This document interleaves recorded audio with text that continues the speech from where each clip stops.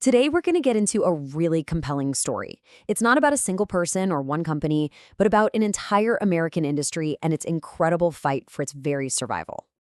And that really brings us to the big question, right? How does a whole industry pull itself back from the brink of total collapse? It's a heck of a story about innovation, about crisis, and ultimately about reinvention. All right, so every story has a beginning, and this one starts with a single game-changing idea, one that promised to completely revolutionize the world of construction. So at the very heart of this story is a product called EIFS. That stands for Exterior Insulation and Finish Systems. The easiest way to think about it is like a multi-layered skin for the outside of a building. Instead of your traditional brick or siding, this stuff offered amazing design flexibility and way better insulation. So, you see, this wasn't just a new material, it was a completely new way to build. The year is 1969. That's our starting point. And, while most of the world was looking up at the moon landing, a small group of people right here on Earth were laying the foundation for what would become a massive industry. And that's the thing you gotta remember. They weren't just improving something that already existed.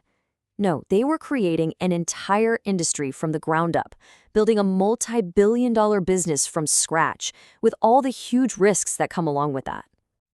Okay, so after that initial spark, there was this period of just explosive growth. But as the industry got bigger and bigger, it started running into some really, really tough hurdles. You can kind of see the whole roller coaster ride right here on this timeline. Started small back in '69, then just astonishing growth through the '80s and '90s. But then, look at the 2000s. That's when major existential threats nearly ended the whole thing, before it finally settled down and matured by 2019.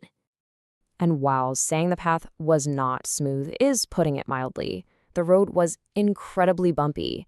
You know how it is, success attracts attention, and with that attention came a whole storm of problems that threatened to derail everything.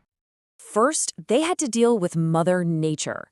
Big events, like Hurricane Andrew back in the '90s, didn't just test the physical limits of their product. They kicked off these huge public relations battles over just how durable it really was.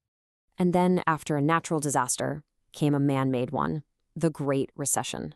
All of a sudden, construction across the entire country just ground to a halt. Demand for new building materials like EIFs, well, it pretty much evaporated overnight. It was a massive threat to the business. And if all that wasn't enough, there was this constant uphill battle for acceptance.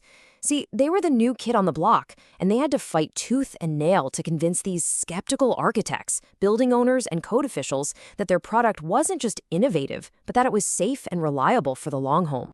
So you take all those challenges, and they all led to this moment, the absolute climax of the story, a point where the entire industry was pushed right to the very edge. This quote really drives it home. We're not talking about a bad quarter or a few tough years here. We're talking about challenges so immense, they nearly wiped out the whole industry for good.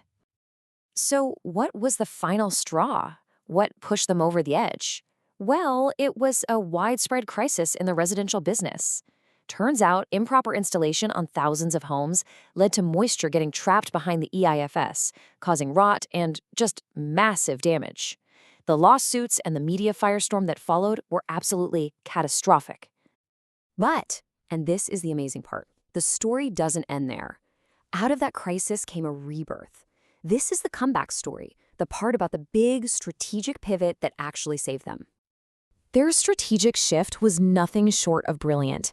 They made this incredibly tough call to pivot away from the volatile residential business, the source of their biggest nightmare, and to rebrand and refocus entirely on the commercial market. The goal was to become a more mature, more resilient industry. So their path back basically followed a three-step playbook. First, they just had to survive the immediate fallout from the disaster. Second, they needed to completely rebrand and refocus. And finally, they used that whole crisis as a lesson to emerge smarter, tougher, and ultimately stronger than they were before. Now, what's so cool about this story is that it's not just about products or profit margins. It's really about the people who lived through all of it. And this quote just says it all, doesn't it? The hurricanes, the recession, the rebranding, sure, those were the events. But the real story is about the careers, the determination, and even the tragedies of the actual people who built this thing and then saved it. You know, when you pull it all together, it really is a classic American story. It's got everything: innovation, facing down incredible adversity, and in the end, survival and some really hard-won success. And the reason we can even tell this story is because it was all captured in a book called Behind the Walls. It was written by Buck Buchanan, an author who spent 40 years inside this world. He chronicles that entire 50-year journey, and he really focuses on the human element that made it all happen. So all this kind of leaves us with a final thought. This was the story of just one industry, but it makes you wonder, doesn't it? How many other incredible stories of struggle, survival, and success are literally built into the walls of the buildings we walk past every single day?